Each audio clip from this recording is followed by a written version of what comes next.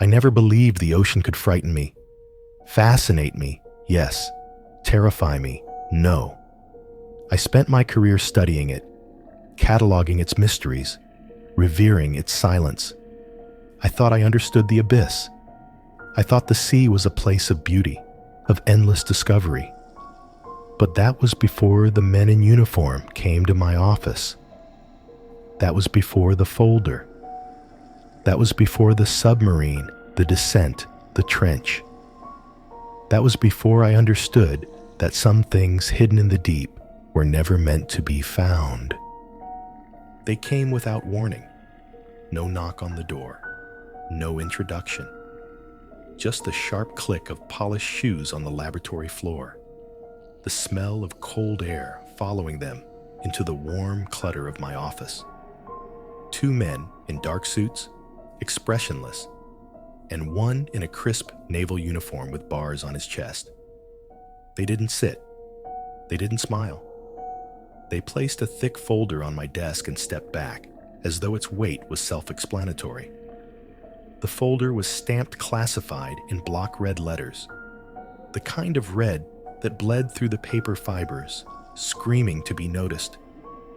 My throat dried as I reached for it. Inside were photographs, grainy sonar scans, jagged black and white ridges of the seafloor. I flipped through them quickly at first, expecting the usual geological formations I'd spent my career analyzing. But then I froze. One image showed something that looked like ribs. Massive, arching shapes buried halfway in silt, too symmetrical, too evenly spaced to be chance.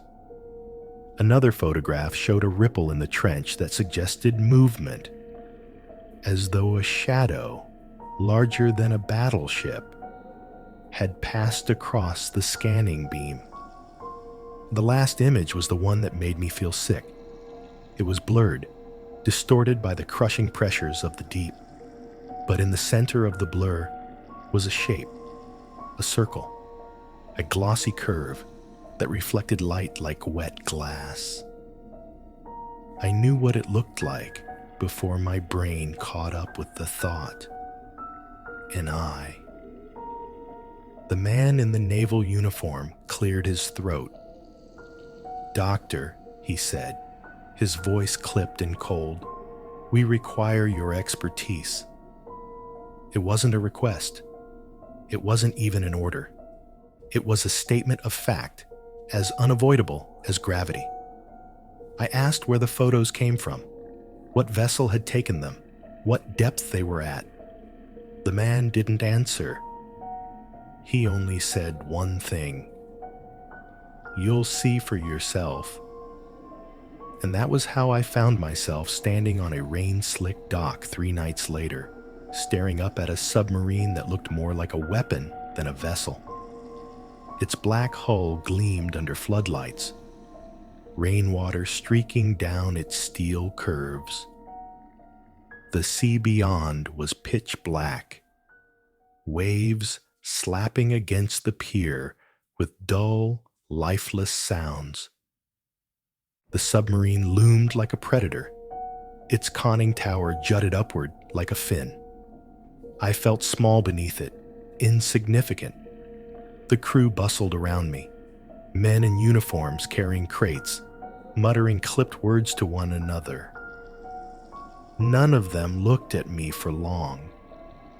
Their eyes slid away, as though they didn't want to acknowledge my presence. A sailor led me inside through a narrow hatch. The smell hit me immediately. Oil, metal, recycled air. The corridors were tight, claustrophobic, lit by harsh fluorescent strips that buzzed faintly. Pipes and wires ran along the ceilings, dripping condensation. The constant thrum of machinery vibrated through my bones. The captain greeted me briefly on the bridge, a tall man with hollow cheeks, his uniform immaculate, but his eyes tired. He shook my hand with a grip that was firm but distracted. "Doctor," he said. "We'll be descending at first light. Make yourself comfortable." His voice made it clear. Comfort was not expected. I was shown to a small cabin with a narrow bunk, a metal desk bolted to the wall, and a locker. The air was heavy, warm, and smelled faintly of rust. I sat on the bunk and listened to the hum of the reactor, the faint groan of steel shifting as the vessel bobbed gently. It felt like being inside the belly of something alive. That night, I couldn't sleep. I kept thinking about the photographs, about the eye. I tried to dismiss it as a trick of light, an artifact of equipment malfunction. But every time I closed my eyes, I saw it staring back at me, watching, waiting. Morning came without sunlight. We were already beneath the surface by the time I dragged myself out of my bunk. The dive had begun. The descent was smooth at first. I sat in the observation chamber, staring out through the thick glass port. The floodlights carved a narrow cone into the dark, illuminating drifting particles that swirled like snowflakes in a black winter. Fish darted at the edges of the beam, pale and ghost-like, vanishing as quickly as they appeared. The deeper we went, the more oppressive the darkness became. At 1,000 meters, the last hints of surface life disappeared. No more darting fish, no more flickers of silver, just black water pressing from all directions. The hull groaned faintly as pressure mounted, a low creak that made the hair on my arms stand up. At 3,000 meters, I noticed the crew had grown quieter. Conversation in the mess hall was reduced to hushed words. Laughter was rare, brittle when it came. Men chewed their meals without tasting, eyes fixed on their trays. I tried asking questions. What had they seen on previous missions? What they thought of the photographs? But the answers were evasive. The captain shut me down with a look when I pressed too far. At 5,000 meters, the sonar operator stiffened at his console. "Movement," he whispered. The words seemed to echo through the control room. We gathered around, staring at the screen. A blip, large, there, then gone. The captain dismissed it as a false reading, a thermal distortion. But his jaw tightened as he said it. I went back to my cabin that night uneasy. Sleep came in fragments, and when it did, it brought dreams. I dreamt of eyes, not one, but many, hundreds of them, opening in the dark, glowing faintly, watching us as we sank deeper. Their gaze was heavy, suffocating. When I jerked awake, drenched in sweat, I swore I still felt them. By the fourth day, whispers began. At first, I thought it was just the machinery, the endless hum and hiss of pipes. But then I heard words, soft, indistinct, but words nonetheless. Sometimes they called my name. Sometimes they were voices I recognized. My mother, my colleagues, people long dead. I wasn't the only one. Sailors muttered about strange sounds in the corridors. One man claimed he heard laughter in the ballast tank. Another said he heard knocking from inside the hull, as though something wanted to come in.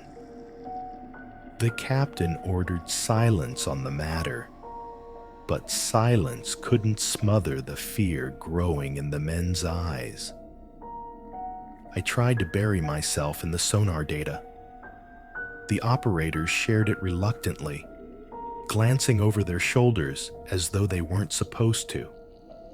Patterns emerged in the static, shapes too organized to be noise.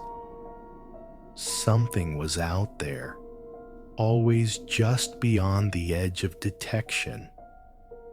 Something moving with intent. That night, the dreams grew worse.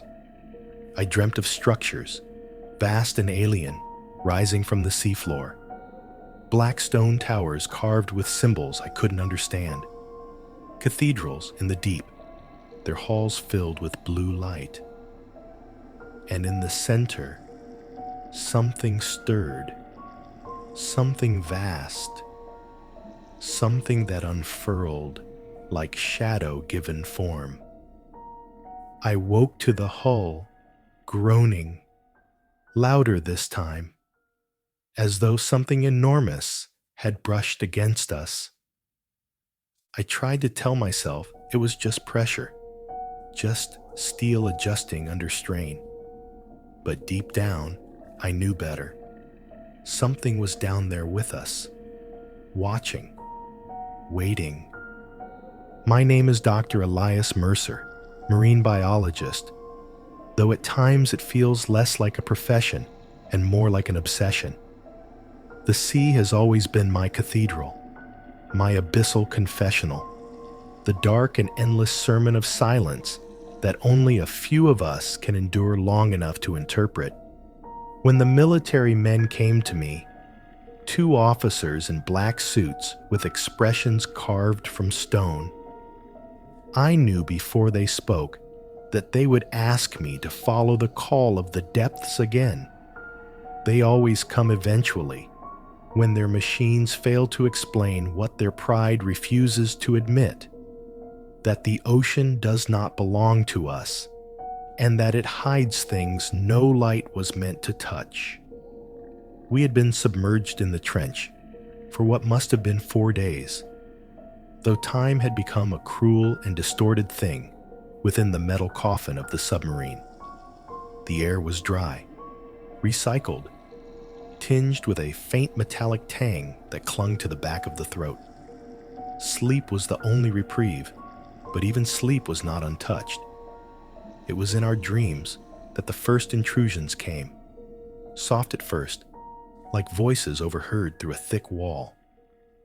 No one admitted it aloud the first day. Sailors are proud men, and pride festers in close quarters until it rots. It was only when Petty Officer Reyes broke into a cold sweat during the mess that the silence cracked. He set down his tin cup of coffee with a trembling hand and whispered, "Tell me you hear it too." The table went still. Forks hovered in midair. Spoons paused halfway to lips. A silence more suffocating than the trench itself stretched across the room until Commander Hale cleared his throat and barked, "Enough! Get your heads on straight. Pressure's playing tricks. That's all." But I saw it in their eyes, the same dread that had rooted itself behind my own. I had heard them, not words, not exactly, but a susurrus, like 1,000 tongues brushing the hull in unison. Whispers rising from the steel bones of the vessel itself. I had told myself it was my mind translating the groan of the pressure, the hiss of circulation fans, the hum of engines. Yet the sound carried a cadence, a rhythm, a call and response too deliberate to be chance. The crew avoided eye contact after that, as if to acknowledge the voices was to make them real. Work became mechanical, strained, their movements slower, more deliberate. Even laughter, an anchor of sanity on vessels such as this, died. The mess hall grew quieter with each meal, until it was little more than the scrape of utensils and the faint slosh of liquid in metal cups. That night, I dreamt I was standing barefoot in shallow surf, but the water was not warm. not familiar. It was black and heavy, dragging at my ankles with unnatural weight. A voice rose from it, not one, but many, layered like currents colliding. They did not speak my name, but they knew it, drawing it out like seaweed, stretching toward the sunlit surface far above. When I awoke, my sheets were soaked with sweat, and my fingernails were embedded into my palms so deeply I had to peel them away with effort. By the 5th day, discipline had begun to crack. Reyes refused to go near the portholes, muttering that there were shapes moving in the dark, that the trench was not empty but watching us back. Hale confined him to quarters after he lashed out at another sailor. But I could hear him through the bulkhead when I passed. Muffled prayers and frantic muttering, punctuated by sudden bursts of silence that chilled me more than the noise itself. The sonar operator, Lieutenant Briggs, called me down to the control room one evening, his face pale as bone. He pointed at the screen with a trembling finger. "Tell me this is interference," he said. The monitor pulsed with a faint return, something massive and shifting beyond the range of precise measure.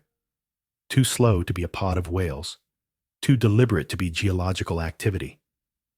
"It's matching us," he whispered. "What do you mean?" I asked, leaning closer. "Every time we adjust course, it mirrors. Not perfectly. It lags. But it's there. Always there." Hale dismissed it as thermal layers, false echoes. But when I closed my eyes, I could feel it. The pressure not only from without, but from within. As though some vast presence swam just beyond the edge of perception, patient and curious. The turning point came when we lost lights in Section C. The submarine plunged into total blackness for 17 seconds. 17 seconds in which the entire crew held their breath, and I felt the vessel shudder, not from mechanical failure, but as if something had brushed against it. Something vast enough to make steel quake. When power returned, there were handprints smeared across the inside of the viewport. Salt water dampened the floor beneath it.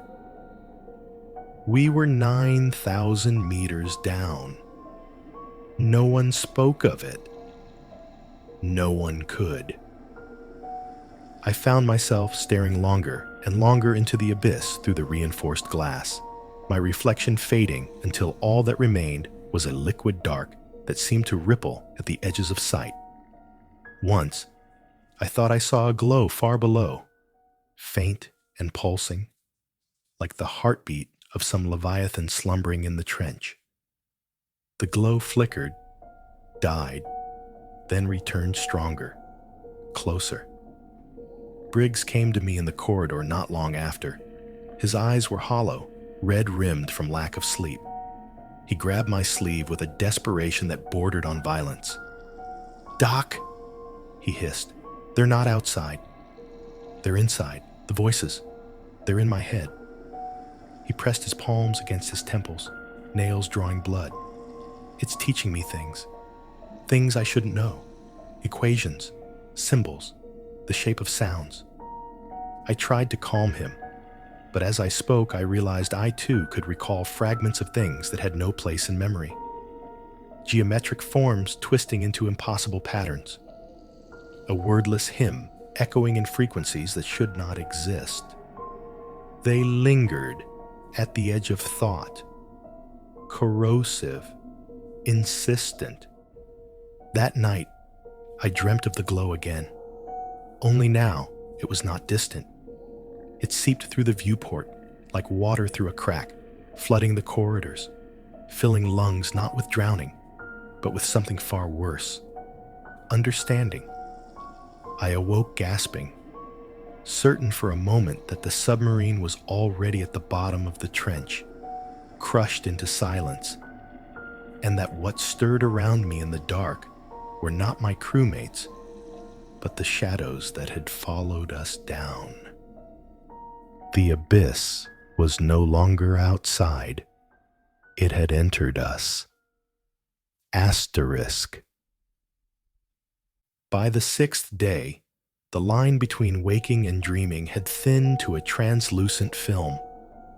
The crew staggered through routines with hollow eyes, their hands clumsy, their voices dulled. Conversations drifted into half whispers, half prayers, and often died before they were finished. Even Hale, the unshakable commander, looked 10 years older, his jawline slack, his knuckles pale from gripping the edge of the navigation table too long.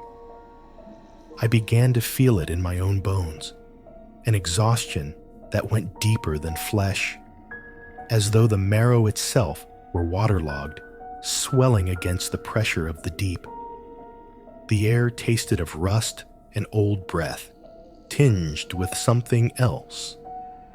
Something sweet and briny like decayed kelp. We gathered in the control room when Briggs reported another anomaly. The sonar returned not a single object this time, but many, a ring of faint signatures circling us at a distance. Debris, Hale insisted, though his voice cracked as he said it. Debris does not move in perfect synchrony. Debris does not breathe. The lights flickered then, just for an instant, but it was enough to send 3 men to their knees, with hands clasped over their ears. I felt it too, a vibration beneath the skull, a resonance like the bow of a violin drawn across bone. And in that hum, a message, though fragmented, closer. Later that night, I awoke to a pounding on my door. It was Reyes, eyes wide, his breath coming in ragged gasps. "You have to see it," he stammered. He dragged me down the narrow corridor, barefoot, muttering in feverish bursts. At the viewport near Section D, he pressed his hands to the glass and hissed, "There. Look." At first, there was nothing but the void, black and endless, the occasional drift of particulate glowing faintly as it caught the submarine's lights. Then movement, slow, deliberate, something vast sliding just beyond the halo of illumination. Its edges blurred, more suggestion than shape, but the scale was undeniable. It dwarfed us. The water seemed to bend around it, as if reluctant to touch. Reyes wept, pressing his forehead to the cold steel, whispering words in a language I did not recognize. I pulled him back, but my eyes lingered on that shifting mass, and I swear it turned as if to acknowledge me. 2 faint orbs glowed in the dark, distant yet impossibly near, like twin stars swallowed by the trench and regurgitated as eyes. The next morning, Reyes was gone. His bunk was empty, sheets damp with salt water. No alarm had sounded. No breach was recorded. It was as though the ocean had called him by name, and he had answered willingly. We searched, of course, though half-heartedly. The truth was unspoken but heavy. He had not left through any door we knew. He had been taken, or he had gone where doors did not matter. The crew's unraveling quickened after that. Briggs refused to sit at sonar, insisting the voices had taken root in the machinery itself. He claimed the pings were not echoes but replies, coded signals passed between the abyss and our fragile hull. His hands shook violently, and once he tried to rip the wires from the console before Hale and 2 others restrained him. Corporal Dane began etching symbols into the mess table with the tip of his knife. Spirals within spirals, jagged runes that hurt the eyes to look at. When asked what they meant, he only smiled and said, "Maps." Sleep became the most dangerous endeavor. Dreams grew longer, heavier, pulling us down like undertows. Men awoke screaming, choking, clawing at their throats as if drowning in their bunks. I learned to fear the silence between heartbeats, convinced I would not return from the next one. Then came the fissure. We descended further than intended, chasing the faint glow I had glimpsed days before. It rose on the monitors, not a point, but a wound, a gash torn into the seabed itself. From it pulsed a light not of bioluminescence, but of something older, deeper, a light that was not light, but memory. It bathed the surrounding trench walls in a sickly radiance, revealing shapes etched into stone, carvings too symmetrical to be natural, too vast to be human. The fissure yawned wide enough to swallow the submarine whole, and from within came the hum. It rattled bolts, vibrated teeth, and spoke in chords that bypassed language. The crew collapsed to their knees, some clutching their heads, others laughing with cracked voices. I pressed my palms to the viewport, trembling, unable to look away. Shapes moved within, not fish, not life as we knew it. Patterns shifting like smoke underwater, limbs or tendrils weaving in geometries that defied reason. Eyes opened and closed in endless succession, each gaze heavy enough to anchor me in place. "We shouldn't be here," I whispered, though no one heard me. The fissure throbbed once more, and the submarine groaned as though in response, every rivet screaming under the pressure. It felt less like we had found the abyss and more like the abyss had prepared itself for us, calling us down, welcoming us into its wound. From that moment, I knew there was no turning back. Something waited in that glow, patient and endless, and it had already begun to seep into us. Asterisk. The fissure remained below us like an open mouth, exhaling light that did not flicker but pulsed, steady and rhythmic, as though it were alive. Every man felt it, an unspoken pull. We should have turned back, risen to the surface, fled to the fragile safety of the sunlit world. But the engines did not respond to Hale's commands. The submarine crept forward, inch by inch, as if tethered to the glow. "It's not me," the helmsman muttered, his hands hovering uselessly above the controls. The dials spun of their own accord, needles twitching like frantic insects. Hale barked orders until his voice broke, but the submarine did not obey him. We had become a passenger, not a vessel. The crew drifted through their duties like specters, their faces gaunt, their eyes unfocused. Dane's carvings spread across the walls, etched with obsessive care into steel, into tables, into the very skin of the submarine. Spirals nested within spirals, lines curving into shapes that seemed to move if you stared too long. I asked him what they meant, and he whispered, "It's the way in." Sleep had become a death sentence. Briggs stopped sleeping altogether, his eyes bloodshot, his skin sagging. He wandered the corridors muttering to himself, sometimes laughing, sometimes crying. Once I caught him standing before the viewport, pressing his forehead against the glass. "They're teaching me," he said when I pulled him away. "It's beautiful. Terrible, but beautiful." I wanted to argue, but part of me understood. The dreams were not dreams anymore. They were lessons.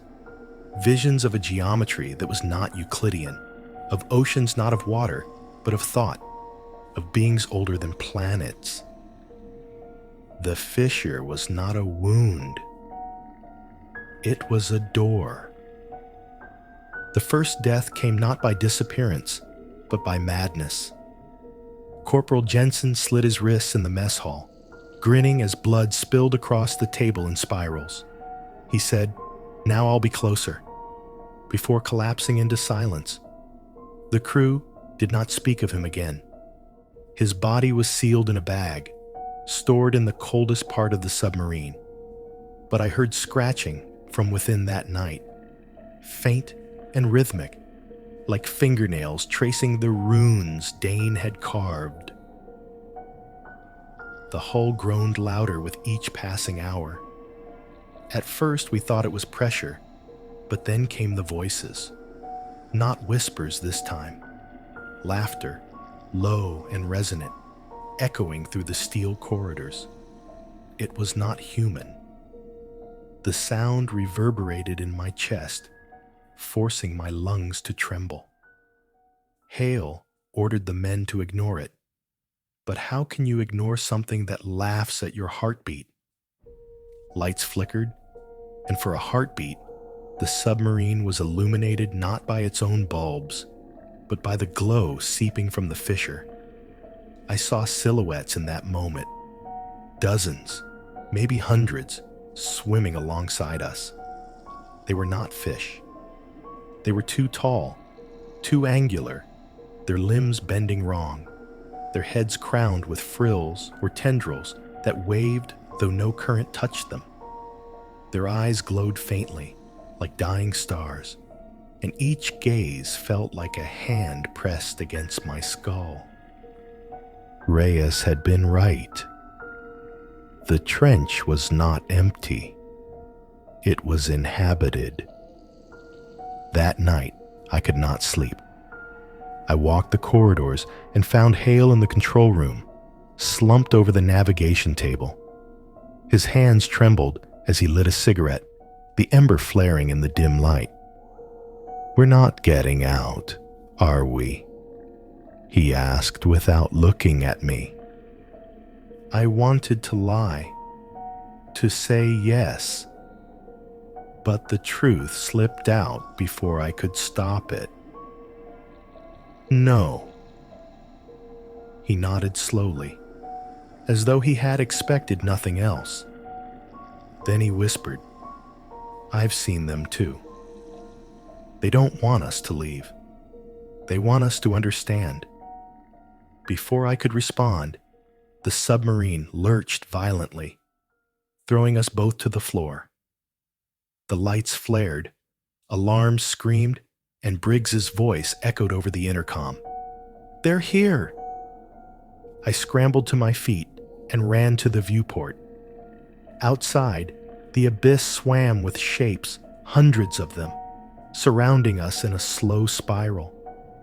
Their bodies shimmered faintly, as though they reflected the impossible light of the fissure.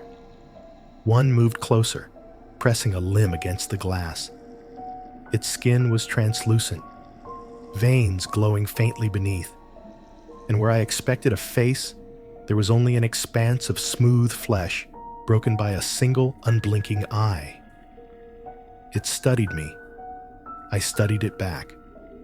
For a moment, I felt as though I stood outside myself, as though the ocean had poured through the glass and replaced my blood with its own. My thoughts bent, twisted, filled with symbols and sounds that were not mine. I staggered back, gasping. The submarine groaned again, this time not in pain but in response, as though acknowledging its visitors. The crew gathered, silent, eyes wide, their faces lit by the faint glow outside. None of us spoke. None of us could. Then, as suddenly as they had come, the shapes withdrew, drifting back toward the fissure. The glow pulsed brighter, and the submarine moved with it, drawn deeper into the wound. We were no longer explorers. We were offerings. Asterisk. We drifted into the fissure like a corpse carried by current. The glow swallowed us whole, seeping through every seam of the submarine until shadows were impossible, until every surface gleamed with sickly illumination. The walls of the fissure were carved with symbols so vast they dwarfed imagination. Spirals the size of cities, runes etched into stone that had never known sunlight. They did not look ancient. They looked eternal, untouched by time, as though they had existed long before the trench had opened to cradle them. The crew shuffled through the vessel like pilgrims in a cathedral, their eyes glazed, their lips moving in silent prayer to a God none of us had believed in until now. Briggs collapsed at the sonar station, laughing until blood trickled from his ears. He gasped out words in a language no man should know, a song that bent the air around him until his ribs cracked audibly. He died smiling, his body twitching like a marionette with severed strings. Hale tried to keep order, but even his voice cracked. He clutched his sidearm, though we all knew it was as useless as paper against what awaited us. I caught him whispering once, his words brittle, "If it takes me, I'll take one with me."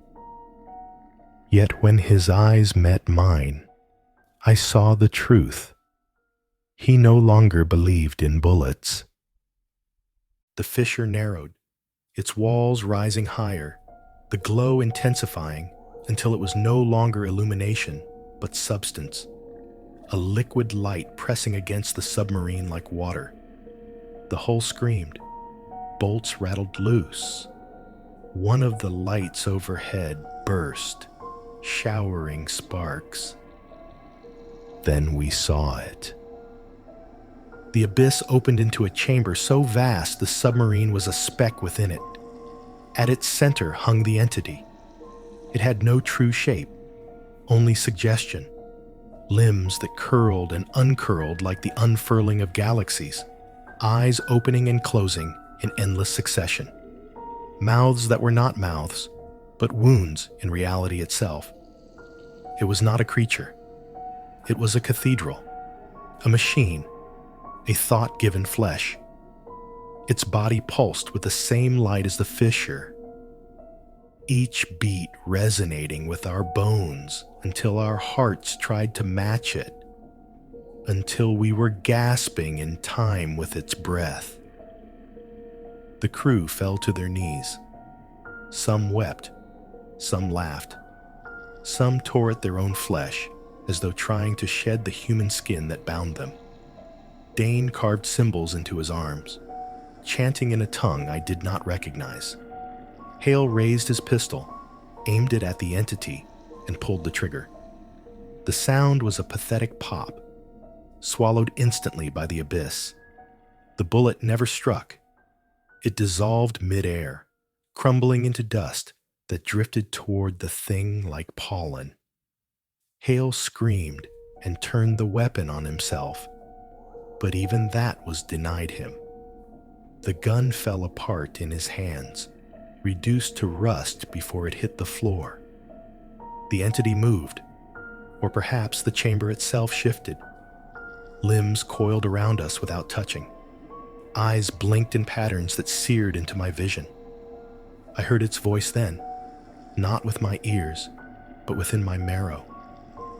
It was not a word, but a truth, one that shattered language. You were never meant to leave the surface. You are hollow vessels, and I will fill you. The submarine quaked violently. Rivets shot from the walls like bullets. Water hissed in through invisible cracks. The lights flickered, not with electricity, but with the pulse of the entity itself, sinking us, sinking the vessel. sinking the very steel with its rhythm. I clutched the edge of a table as the world bent. The walls stretched, the ceiling twisted, corridors elongated into impossible geometries. Men screamed as they fell into spaces that had not existed a heartbeat before, vanishing into folds of the submarine that were no longer the submarine. The entity was inside, rewriting us, rewriting steel, rewriting thought. Reyes's absence no longer seemed like desertion. He had not been taken. He had been invited. And now, the rest of us were being pulled into the same covenant. I stumbled toward the viewport, desperate for air, though I knew none waited beyond. Outside, the abyss had vanished. There was only the entity, filling the glass, filling the trench, filling me. Its eyes pressed against my skull until I thought my head would split. I wanted to scream, but the scream turned inward, coiling into thought that was not mine.